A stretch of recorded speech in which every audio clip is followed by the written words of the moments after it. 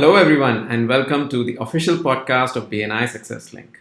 Today, we are going to talk about the top 3 mistakes investment property owners make. The official podcast of BNI Success Link, your link to success. Hello again, everyone. I'm your host, Rav Mendiratha from Social Squares, where landing leads is where my business leads.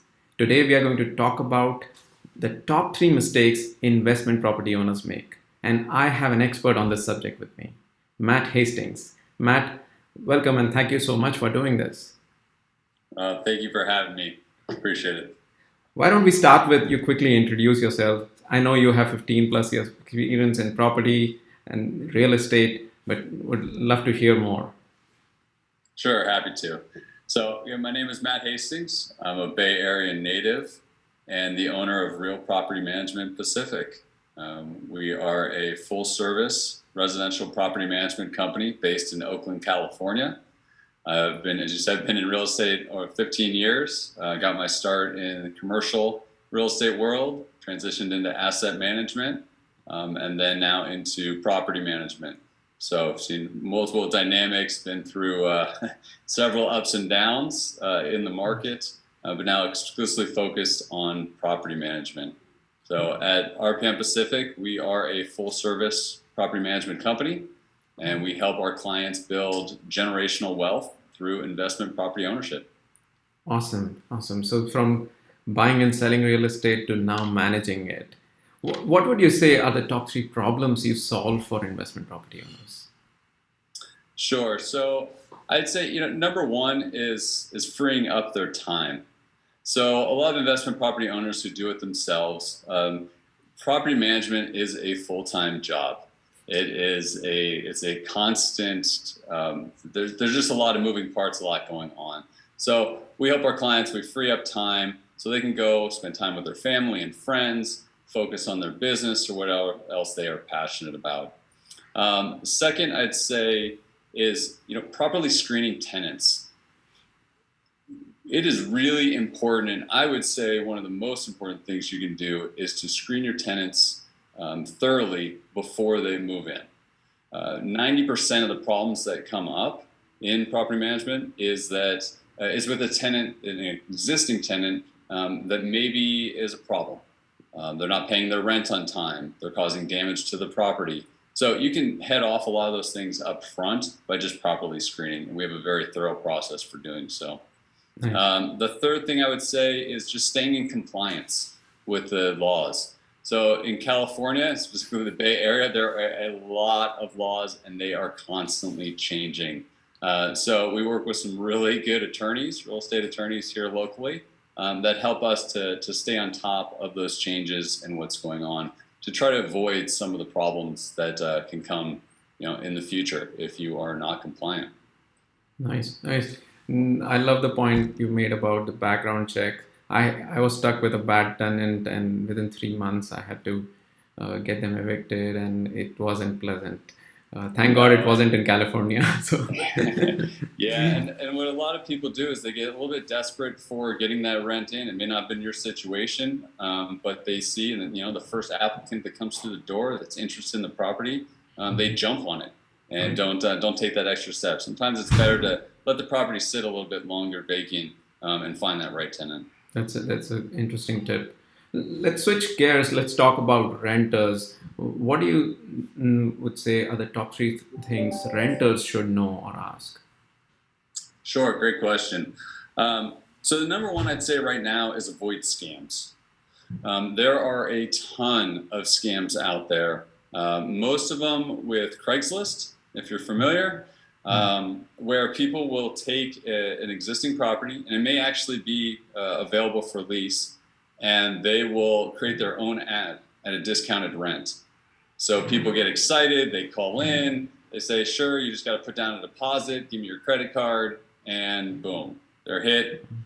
Worse, I've seen people will actually sign a lease for a property that doesn't exist. They go to move in and there's someone actually living in the house.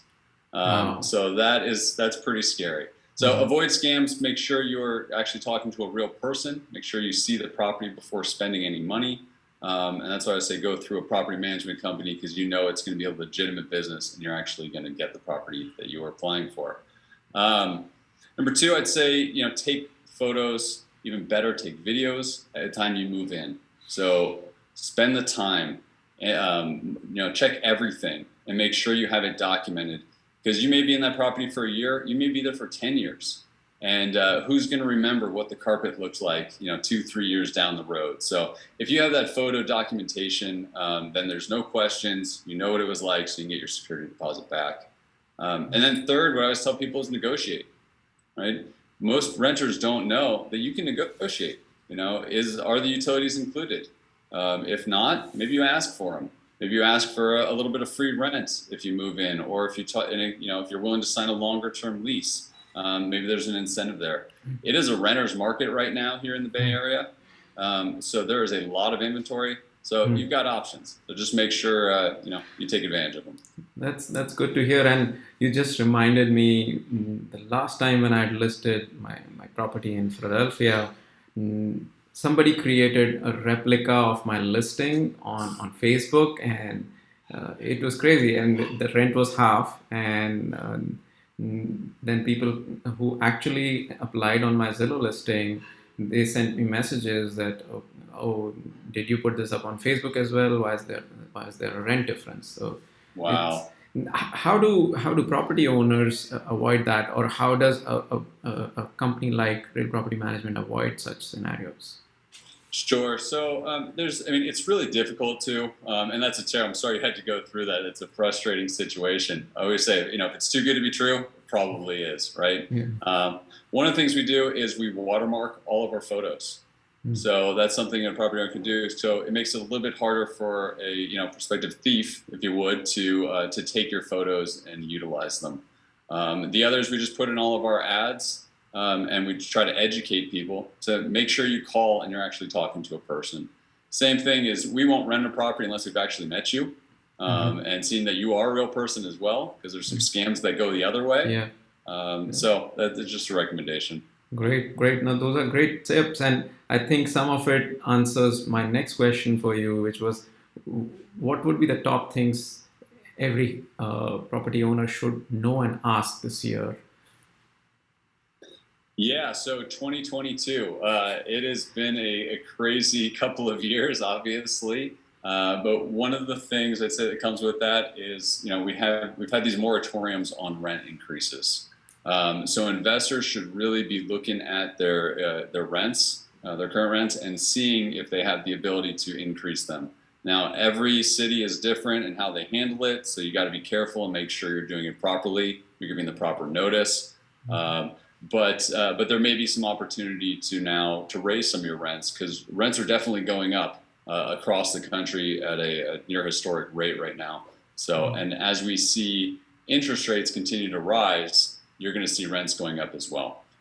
So check your rents. Also check your leases. If you have older leases that are no longer in compliance, you may want to add some things. You may want to just protect yourselves, especially at a time of rent renewal when you have an opportunity to modify the lease itself.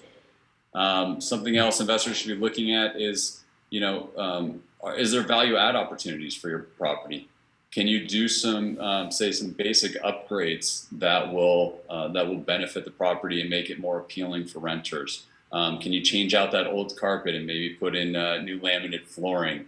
Can you get just a fresh paint job does wonders. Maybe upgrade the landscaping a little bit. Other value add opportunities, can you add a washer and dryer, right? That's, it's really highly in demand. It doesn't take that much space. It might be worth sacrificing a little bit of room to put in a stacked washer and dryer, which is more appealing to tenants. Another thing is, I'd say you should be reviewing your mortgage, right? Mm-hmm. So interest rates are going up, but property values have gone up considerably over the last few years. So maybe you've built up some equity in that property. You can take a little bit of cash out, buy another investment property. There's some great opportunities this year. There's a lot of turmoil that's been happening because of COVID and the pandemic, and so there will be buying opportunities out there for investors. Now, homeowners, if you're buying a primary residence, it's a little bit different. It's more competitive. There's less inventory, so you got to be, it's a little bit more careful. But as an investor, I see some opportunities coming up this year and the next 2 to 3 years. So those are some awesome tips, and especially the last one when you highlighted the difference between the residential home buyer versus an investment property buyer. So that's great to know. Thank you so much. Yeah, it's a big difference there because you're competing differently too. Right. So it's especially here in the Bay Area, if you're the primary residence home buyers are going to be willing to pay more for a property than an investor would, right? So Yeah. it's challenging. You just have to know the market, talk with a local expert, and really do your due diligence before buying. Got it. Those are some great insights. I have one final question for you, and that's sort of my tradition. Just because I'm in digital marketing, I got to know what digital marketing strategy works best for you. Sure. So when I first started, I would say 90 to 100% of my business came from what I say traditional marketing efforts. Right. That's cold calling, which is brutal, door to door. Some basic networking. But we made a shift in the company to put more emphasis on the digital marketing. And I would say as of right now, we're probably seeing at least 65% of our new business coming in is directly through our website or our paid pay-per-click ads, ad campaigns that we're doing. So the beautiful thing, and I wish I would have learned this a long time ago, is that it's always working for you. So your marketing is going 24/7. Your sales engine is going 24/7. You don't have to be actually on the phone calling in those, whatever your hours are to get new business. Right. So, you build up your reputation. You make sure the SEO words are very key, as I've learned, and it's constantly changing, which is what caught me off guard. And I'm sure you know this well. Is you have to be constantly updating it, and I don't have time for that, right? I don't have to learn these algorithms, and so that's why I say hiring an outside source is really is the way to go, and it's been a huge benefit to our company. Our growth has gone up exponentially since we made that shift more towards the digital marketing side.